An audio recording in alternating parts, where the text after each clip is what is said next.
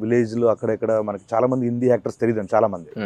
అప్పట్లో నాకు చిన్నప్పుడు బాగా నాకు తెలిసింది ఏంటంటే నాయకి నాయకుల నాయకి అది ఆ సాంగ్ అని. తర్వాత నుంచి కల్నాయక్ అనేవాళ్ళు. తర్వాత ఎదిగే కొద్దీ ఆయన సినిమాలు చూడడం. సో ఈ సినిమాకి దుష్మన్ మీ ఆపోజిట్ క్యారెక్టర్ సంజయ్ దత్ గారు బాబాజీ. సో ఆయనతో వర్కింగ్ ఎక్స్పీరియన్స్ ఏంటంటే? సంజయ్ దత్ గారు ఫస్ట్ స్క్రిప్ట్ అనుకున్నప్పుడే అందరం యునానిమస్గా ఆయన పేరే వచ్చింది. అందరం ఒకేసారి ఇది అనుకున్నాం. అండ్ ఎట్టి పరిస్థితుల్లో ఆయనే చేయాలి అని ఫిక్స్ అయ్యి పాపం చార్మి కూడా చాలా కష్టపడి అప్పుడు వెంటనే దుబాయ్ వెళ్ళిపోయినట్టుంది. వెళ్ళిపోయి తీసుకొచ్చేసింది. నేను పూరి గారు అనుకుంటాం, ఆయన చూసినప్పుడల్లా ఆయన అసలు జీవితంలో ఏం చూడలేదు. He's like seen everything. So Ranbir కూడా ఒక సినిమా చేశాడు కదా. సో అసలు లైఫ్లో ప్రతిదీ గుడ్ బ్యాడ్ అగ్లీ అన్ని ఎక్స్పీరియన్స్ చేసి వచ్చాడు ఆయన. సో తెలియని ఒక సెయింట్ ఆయన. So and even in the film it's between me and him.